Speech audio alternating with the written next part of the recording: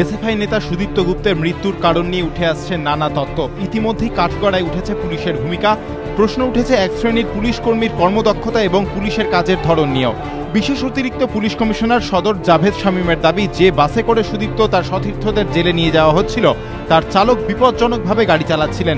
এই কারণ দেখিয়ে চালকের বিরুদ্ধে অনিচ্ছাকৃত খুনের মামলাও রুজু করে পুলিশ। কিন্তু বাস চালক পুলিশের দাবি পুরোপুরি খারিজ করে দিয়েছেন। তার পাল্টা দাবি, ঘটনার সময় বাস চলছিল না, দাঁড়িয়েছিল, তাই বেপরোয়াভাবে গাড়ি চালানোর প্রশ্নই নেই। ঘটনার দিন সুদীপ্তদের বাসে যে দুজন হোমগার্ড ছিলেন তাদের মধ্যে একজন বিশ্বজিৎ মণ্ডলের এখন চিকিৎসা চলছে।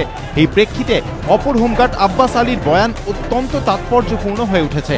পুলিশ সূত্রে খবর, ঘটনার পর শীর্ষ কর্তাদের আব্বাস জানিয়েছেন, প্রেসিডেন্সি জেল ঠিক কোথায় তা বাস ড্রাইভার জানতেন না। ভবানীপুরে কবরস্থানের কাছে ব্রিজ পেরোনোর পর বাঁ দিকে যেতে হতো, কিন্তু ড্রাইভার তা না জানায় প্রথমে ইতস্তত করতে থাকেন। এই সময় বেশ কয়েকজন এসএফআই সমর্থক বাস থেকে নেমে যান।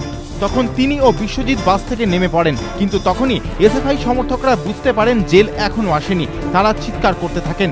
এই সময় সুদীপ্তরা বাসের পাদানির ওপর দাঁড়িয়েছিলেন। বাস জেলের দিকে এগোতে থাকে। তখনই রাস্তার ধারে ল্যাম্পপোস্টে সুদীপ্তর ধাক্কা লাগে, মাটিতে পড়ে যান সুদীপ্ত। হোমগার্ডের দাবি যদি সত্যিও হয়, তাহলেও প্রশ্ন উঠছে পুলিশি ব্যবস্থা নিয়ে। পুলিশেরই একাংশের প্রশ্ন, আইন অমান্যে গ্রেফতার বরণকারীদের বাসে নিয়ে যাওয়ার সময় প্রথমে এবং শেষে এসকর্ট ভ্যান থাকা উচিত। তাহলে কি ঘটনার দিন ভ্যান ছিল না? গ্রেফতার বরণকারীদের জেলে নিয়ে যাওয়ার দায়িত্ব পুলিশের, তাহলে কেন বাসে হোমগার্ড দিয়েই দায়িত্ব সেরেছিলেন পুলিশ কর্তারা? হোমগার্ডরা কেন বাস থেকে নেমে গেলেন? কিভাবে এসএফআই সমর্থকরা বাসের পাদানিতে চলে এলেন? তাদের সামলানোর দায়িত্ব তো পুলিশের ছিল। পুলিশি ব্যবস্থার এই খামতিগুলি নিয়ে পুলিশের একাংশেই প্রশ্ন তৈরি হয়েছে। দীর্ঘদিন কলকাতা পুলিশে কর্মরত এমন অফিসারদের একাংশের মতে, প্রশিক্ষণের অভাব এবং নিয়ম ভাঙতে অভ্যস্ত হয়ে ওঠাই এই ধরনের ঘটনার জন্য দায়ী। এর জন্য গোটা ব্যবস্থাকেই দায়ী করছেন তারা। তাদের মতে, সাম্প্রতিককালে কলকাতা পুলিশে এমন ঘটনা ঘটছে যা পুলিশের নিয়মানুবর্তিতা নিয়েই প্রশ্ন তুলে দিয়েছে। নতুন নিযুক্ত কনস্টেবলদের প্রশিক্ষক হিসেবে এমন অফিসারদের নিয়োগ করা হচ্ছে যাদের কর্মদক্ষতা নিয়েই প্রশ্ন উঠতে শুরু করেছে। সম্প্রতি কলকাতায় একটি থানার এক অফিসারের বিরুদ্ধে ডাকাতির অভিযোগ ওঠে। তাকে বদলি করে দেওয়া হয়, কিন্তু থানার ওসির এতই প্রিয় ছিলেন ওই অফিসার যে তাকে তিনি ছাড়েননি। শেষ পর্যন্ত ওসিকে সরাতে হয়। তিনি এখন পুলিশ ট্রেনিং স্কুলের প্রশিক্ষক।